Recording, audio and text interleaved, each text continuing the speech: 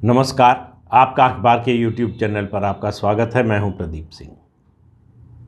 Bharatiya Janata party एकमात्र ऐसी party है जो चुनाव में हार की बड़ी निर्ममता से समीक्षा करती है और केवल समीक्षा नहीं करती, उसके हर पहलू पर विचार के बाद उसके बाद सुधार के उपाय भी किए जाते हैं। याद कीजिए 1984 में बीजेपी को सिर्फ 2 सीटें मिली थी। उसके बाद जो पार्टी में मंथन शुरू हुआ उसके बारे में मैं पहले भी बता चुका हूं कि किस तरह से गांधीवादी समाजवाद का रास्ता छोड़ा, अटल जी जैसे सबसे लोकप्रिय नेता को अध्यक्ष पद से हटाया गया, पूरी सेंट्रल टीम और स्टेट की टीम बदल दी गई, एकात्म मानववाद की विचारधारा पर पार्टी लौट आई। इसी तरह से आप याद कीजिए 2009 में जब लाल कृष्ण आडवाणी को प्रधानमंत्री के रूप में प्रोजेक्ट किया था, बीजेपी ने चुनाव लड़ी और बुरी तरह से हार गई। उसके बाद पहले आडवाणी जी ने घोषणा की कि वो लोकसभा में विपक्ष के नेता नहीं होंगे, लेकिन फिर परिवार के दबाव, सलाहकारों के दबाव में उन्होंने अपना फैसला बदल लिया और कहा कि नहीं, वो बने रहेंगे। तब आरएसएस ने इंटरवीन किया और अटल जी के बाद अगर भारतीय जनता पार्टी में उस समय सबसे कद्दावर कोई नेता था तो वो लाल कृष्ण आडवाणी थे। इसके बावजूद उन्हें लोकसभा में भाजपा के नेता पद से हटा दिया गया या कहिए नहीं बनाया गया। सुषमा स्वराज को लोकसभा में नेता बनाया गया, इसी तरह से राज्यसभा में जसवंत सिंह को हटाकर अरुण जेटली को बनाया गया। उसके बाद भी जब दिल्ली के नेताओं के आपसी झगड़े शांत नहीं हो रहे थे और नेतृत्व का फैसला नहीं हो पा रहा था तो 2013 में नरेंद्र मोदी को प्रधानमंत्री पद का उम्मीदवार बनाने में संघ की भी बड़ी भूमिका थी। तो भाजपा में ऐसे परिवर्तन जो है वो समीक्षा के आधार पर, गुण दोष की समीक्षा के आधार पर होते रहे। कुछ और पार्टियां भी हार की, या बल्कि कहें ज़्यादातर पार्टियां हार की समीक्षा करती हैं, लेकिन उसके बाद उसको जो भी नतीजा आता है ठंडे बस्ते में डाल देती है। उसका नतीजा ये हुआ, कांग्रेस ने जिस तरह से किया, एक के बाद एक हार के बाद समीक्षा या तो की नहीं या किया तो जो भी उसको सुधार के उपाय सुझाए गए उसको जो है ठंडे बस्ते में डाल दिया। आज कांग्रेस कहाँ है दिखाई दे रहा है। लेकिन आज मैं एक दूसरी बात कह रहा हूँ कि भारतीय जनता पार्टी की 5 में से 4 राज्यों में जीत हुई है, लेकिन एक प्रदेश, उत्तर प्रदेश में भारतीय जनता पार्टी को पहली बार, मैं कह रहा हूँ, जीत की समीक्षा करनी चाहिए। ये देखिए, जितनी ये बात राजनीतिक दलों के लिए सही है उतनी ही जो स्पोर्ट्स की टीम होती है, क्रिकेट, फुटबॉल, हॉकी, किसी को लीजिए, क्रिकेट अपने देश में सबसे लोकप्रिय है इसलिए क्रिकेट की बात कर रहा हूँ। होता ये है कि जब आप जीत जाते हैं तो अपनी कमियों को आप ढक देते हैं, उन पर विचार नहीं करते, उनको टाल देते हैं, उनका निराकरण करने की कोशिश नहीं होती है और फिर वो धीरे धीरे पता चलता है कि वही कमियां एक दिन हार का कारण बनती हैं। भारतीय जनता पार्टी के लिए उत्तर प्रदेश में ये सबसे सही मौका है अपनी विजय की समीक्षा करने की। विजय की समीक्षा इसलिए कह रहा हूं कि जिस तरह से पार्टी के अंदर से ही पूरे चुनाव अभियान को सैबोटेज करने की कोशिश हुई, उसमें सफलता नहीं मिली, ये नतीजे बता रहे हैं, लेकिन आंशिक सफलता ज़रूर मिली। उसके कारण 2 चीज़ें हुई। एक, जो कंटेस्ट आसान होना चाहिए था, जो लड़ाई आसान होनी चाहिए थी, वो थोड़ी मुश्किल हो गई।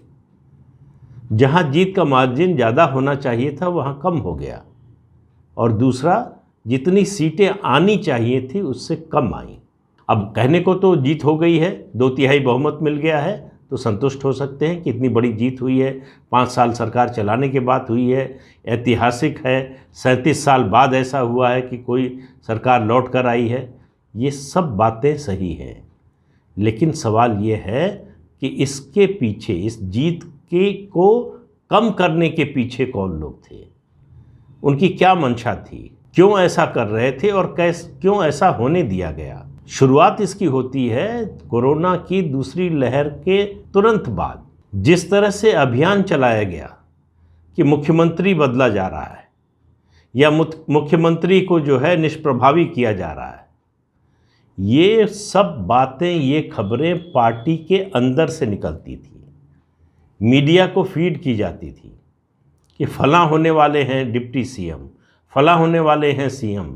कुछ लोग कह रहे थे कि नहीं, सीएम तो बने रहेंगे योगी आदित्यनाथ, लेकिन उनको निष्प्रभावी कर दिया जाएगा, कि उनसे सारे अधिकार छीन लिए जाएंगे, दूसरे लोगों को दे दिए जाएंगे। जो प्रदेश का सबसे लोकप्रिय नेता, जिसकी वजह से बाकी सब बातें छोड़ दीजिए, सिर्फ 3 चीज़ें याद कीजिए: कानून व्यवस्था, सुरक्षा की भावना पूरे प्रदेश के लोगों में, चाहे समर्थक हो या विरोधी, वो जो भावना, वो जो भाव, वो सुरक्षा का एहसास कराया, वो सिर्फ योगी आदित्यनाथ कर सकते थे। मैं बिल्कुल दावे के साथ कह सकता हूं कि भाजपा का कोई और नेता मुख्यमंत्री बना होता तो ये नहीं कर पाता। दूसरा, 22 से 24 घंटे बिजली की सप्लाई।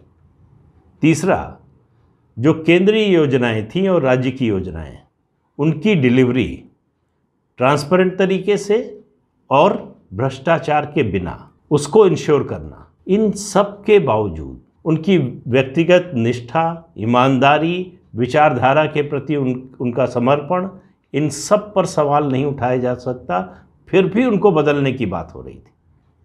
तो आखिर कौन लोग थे? दूसरी बात, ये जो 3 मंत्री निकल कर गए और 8 विधायक निकल कर गए, उसके बाद पार्टी जितने विधायकों के टिकट काटने वाली थी, उसमें जो है एक तरह से ब्रेक लग गया। कुछ कटे, लेकिन ज़्यादा बच गए। जो बच गए उनके बारे में पार्टी के अंदर से ही ऐसी खबरें आ रही हैं कि कुछ पदाधिकारियों ने टिकट बच गया उनका, इसके लिए उनसे पैसे भी लिए। मुझे नहीं मालूम कि इसमें कितनी सच्चाई है, लेकिन इस तरह की चर्चाएं हो रही हैं तो कहीं मतलब धुआं उठ रहा है तो आग तो कहीं होगी। किसी ने तो कुछ गड़बड़ किया होगा, वो चाहे एक ही विधायक से या एक ही उम्मीदवार से के साथ ऐसा हुआ हो। सवाल ये है कि भारतीय जनता पार्टी जैसे संगठन में ये चीज़ कैसे हो सकती है, कैसे होने दी जा सकती है? इसको रोकने की ज़रूरत है। इसके लिए विजय की समीक्षा ज़रूरी है। इस जीत की समीक्षा अगर नहीं हुई तो आगे चलकर जो है इसका नुकसान उठाना पड़ सकता है। और एक बात, भाजपा को, ये सभी पार्टियों के लिए है, भारतीय जनता पार्टी के लिए ख़ास तौर से है, उसके 312 अकेले और कुल मिलाकर 325 विधायक थे। अगर एक चीज़ सबसे ज़्यादा खिलाफ थी पार्टी के, तो वो थी विधायकों की एंटी इनकम्बेंसी, भयंकर नाराज़गी विधायकों से। और बातें तो छोड़ दीजिए, ऐसे विधायकों की संख्या बहुत ज़्यादा थी जो 5 साल में अपने चुनाव क्षेत्र में गए नहीं। लोगों की सबसे बड़ी शिकायत थी। आप इसका अंदाज़ा इसी बात से लगाइए कि पूर्व IPS असीम अरुण कन्नौज से चुनाव लड़ रहे हैं, वो चुनाव प्रचार के लिए गए तो उनसे जो लोगों ने मांग की, कहा कि जीतने के बाद एक बार आ जाइएगा चुनाव क्षेत्र में। ये लोगों की अपेक्षा का स्तर हो गया है अपने विधायकों से, अपने जनप्रतिनिधियों से। इन विधायकों के निकम्मेपन की कीमत पार्टी क्यों चुकाए? सवाल ये है, इन विधायकों के निकम्मेपन की कीमत उस क्षेत्र की जनता क्यों चुकाए? उसने वोट दिया पार्टी को, क्या इसकी कीमत उसको चुकानी पड़ेगी? बहुत से विधायकों की ओर से सुना जाता है, ये कहा जाता है कि उनको अफसर उनकी सुनते नहीं, मुख्यमंत्री नहीं सुनते थे। मुझसे एक ज़िले के कुछ लोगों ने फ़ोन किया, उस ज़िले के विधायक के बारे में कहा कि इसको फिर टिकट मिल गया है, हम लोग कब तक मोदी और योगी के नाम पर ऐसे लोगों को चुनते रहें? इसकी शिकायत है कि अफसर सुनते नहीं थे, इसलिए काम नहीं करा पाए। तो लोग सवाल उठा रहे हैं कि अगर काम नहीं करा पाए तो फिर आपकी संपत्ति कैसे बढ़ गई? किसने काम कराया, किसने मदद की आपकी? 2017 में आपकी जो संपत्ति थी, 2022 में उसका कई गुना कैसे हो गई? तो जब तक ये शुरू नहीं होगा कि जनप्रतिनिधियों की आमदनी का ऑडिट हो, ये पता चले, देखिए कोई आरोप लगाए ना लगाए, कोई मुकदमा करे ना करे, लेकिन जो उस क्षेत्र के लोग हैं उनको पता चल जाता है कि कौन सा जनप्रतिनिधि ईमानदार है और कौन बेईमान है, कौन पैसा कमा रहा है, कौन नहीं कमा रहा है। ये सिर्फ पार्टी के नेताओं को नहीं दिखता है, संगठन को नहीं दिखता, आम जनता को खूब दिखाई देता है। और इन विधायकों के निकम्मेपन का असर ये होता है कि जनता में केवल पार्टी की बात नहीं है, पूरी राजनीतिक व्यवस्था के प्रति एक वितृष्णा का भाव आ जाता है कि सब वैसे ही हैं, किसी को चुने सब ऐसा ही करते हैं। ये जो भाव है, इससे बड़ा नुकसान राजनीति का और कोई भाव नहीं कर सकता है। तो मुझे लगता है कि अब सरकार फिर से बनने जा रही है, तो बीजेपी को संगठन के तौर पर, सरकार के तौर पर भी ये सुनिश्चित करना चाहिए कि ये पीरियोडिकल मॉनिटरिंग होनी चाहिए कि किस विधायक की अपने चुनाव क्षेत्र में क्या परफॉर्मेंस है, कितनी बार गया, कितने लोगों से मिला, कितने लोगों की मदद की, कितने लोगों की समस्या सुलझाई। ये कोई व्यवस्था बननी चाहिए। ये सभी पार्टियों में वैसे तो बननी चाहिए, लेकिन सत्तारूढ़ दल जो भी है, जहाँ भी है, उसकी जिम्मेदारी और ज़्यादा हो जाती है। लोग इस बात को सुनने को तैयार नहीं होते कि फलां ने नहीं सुना, फलां नहीं कर रहा है काम, जब वो देखते हैं कि आपकी संपत्ति जो है दिन दूना रात चौगुना बढ़ती जा रही है। और दूसरी बात, ये एक बड़ी समस्या पूरे राजनीतिक परिदृश्य में सारे राजनीतिक दलों के सामने है। ये जो चलन चल पड़ा है कि जो सत्ता में होगा उसके विधायक, कार्यकर्ता, समर्थक, वो पैसा बनाने की उनको छूट मिलेगी। भारतीय जनता पार्टी के कार्यकर्ताओं की पिछले 5 साल में, और केवल उत्तर प्रदेश में नहीं, हर जगह ये नाराज़गी रहती है कि दूसरे दलों की सरकार आती तो उनके कार्यकर्ता खूब कमाते हैं, हमको वो मौका नहीं मिलता। तो सवाल ये है कि क्या सरकार आती है कार्यकर्ताओं को पैसा कमवाने के लिए? उसके बारे में कोई जो पूर्णकालिक कार्यकर्ता हैं या जिन कार्यकर्ताओं से काम लिया जाता है, उनके बारे में निश्चित रूप से कोई संस्थागत व्यवस्था की जानी चाहिए, राजनीतिक दलों को करना चाहिए। वरना एक ही रास्ता होता है, दलाली का, और जो भी पार्टी इसकी छूट देती है, पूरा दलाली का तंत्र खड़ा हो जाता है। समस्या पिछले 5 साल में उत्तर प्रदेश में कम से कम यही हुई कि वो दलाली का तंत्र उस तरह से फल फूल नहीं पाया। तो नाराज़गी है कि अपनी सरकार है फिर भी नहीं चल रही है हमारी। नहीं चल रही क्यों? क्योंकि हमको रिश्वत नहीं मिल रही है, क्योंकि हमको ठेका पट्टा नहीं मिल रहा है, क्योंकि हमको दलाली का मौका नहीं मिल रहा है, हमारे कहने से ट्रांसफ़र पोस्टिंग नहीं हो रही है, हमारे कहने से अपॉइंटमेंट नहीं हो रहा है। तो ये अगर राजनीति को सचमुच बदलना चाहती है भारतीय जनता पार्टी या और भी कोई पार्टी, तो उसको इस बारे में ज़रूर सोचना होगा। इसलिए कह रहा हूँ कि भारतीय जनता पार्टी को उत्तर प्रदेश में अपनी जीत की बड़ी निर्ममता से समीक्षा करनी चाहिए कि वो कौन लोग हैं जिन्होंने पार्टी का पैर पीछे खींचने की कोशिश की।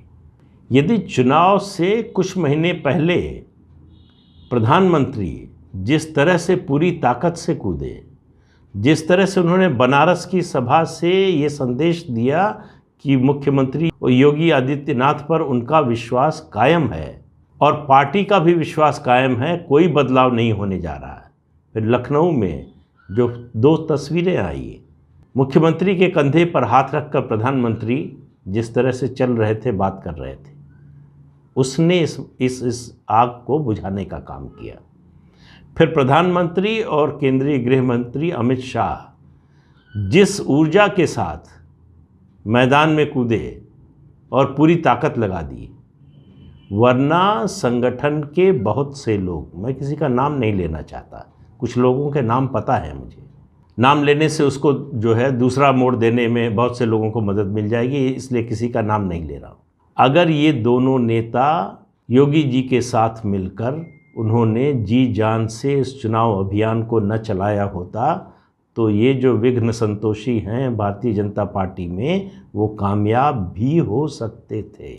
मुझे लगता है कि तब भी नहीं होते, लेकिन सीटें और कम हो गई होती। कम से कम 40 से 45 सीटें और आनी चाहिए थी, और वो समाजवादी पार्टी की लड़ाई से, समाजवादी पार्टी की मजबूती से या बदलाव की इच्छा रखने वालों की वजह से ऐसा नहीं हुआ। ये हुआ संगठन की अकर्मण्यता से। मैं इससे ज़्यादा कोई बड़ा और कड़ा शब्द नहीं इस्तेमाल करना चाहता, लेकिन निश्चित रूप से आप भारतीय जनता पार्टी के उत्तर प्रदेश के कार्यकर्ताओं, नेताओं से बात कर लीजिए, आपको बहुत से किस्से सुनने को मिलेंगे, बहुत सी कहानियाँ सुनने को मिलेंगी कि फलां का टिकट कट रहा था, कैसे बच गया, फलां को क्यों टिकट दिया गया। मैंने पिछले वीडियो में जो है 2-3 वीडियो पहले एक सवाल उठाया था अनुपमा जायसवाल का कि उनको कैसे टिकट मिल गया। भ्रष्टाचार के आरोप में निकाली गई थी, जनता ने हरा दिया। बहुत से ऐसे विधायकों को जनता ने आंख बंद करके जीत जाने दिया कि इनको मत देखो, मोदी और योगी को देखो। लेकिन बहुत जगह लोगों की पीड़ा तकलीफ़ इतनी ज़्यादा थी कि वो भारी पड़ी। उनको लगा कि नहीं, इनको अगर जिताया जो है तो इसका गलत संदेश जाएगा। तो बीजेपी की जो सीटें आई हैं उससे ज़्यादा अगर नहीं हैं तो उसका सबसे बड़ा कारण जो है उसके विधायकों की एंटी इनकम्बेंसी। और एंटी इनकम्बेंसी का सीधा मतलब है उनका निकम्मापन। जिन लोगों ने अच्छा काम किया अपनी कॉन्स्टिट्यूंसी में जाते रहे, उनको दिक्कत नहीं हुई। लेकिन जो लोग, ये ऐसे लोग हैं जो पार्टी पर बोझ होते हैं, ये पार्टी की मदद करने की बजाय पार्टी को और मुश्किल में डालने वाले लोग हैं। इसलिए मैं कह रहा हूं कि भारतीय जनता पार्टी को एक नई परिपाटी शुरू करनी चाहिए, और वो परिपाटी है जीत की समीक्षा कि कमियां क्या रह गईं, क्या और बेहतर हो सकता था, और इसके लिए जवाबदेही और जिम्मेदारी भी तय की जानी चाहिए। तो इस अंक में इतना ही। अगले अंक में फिर मिलेंगे किसी नए मुद्दे के साथ। तब तक के लिए इजाज़त दीजिए।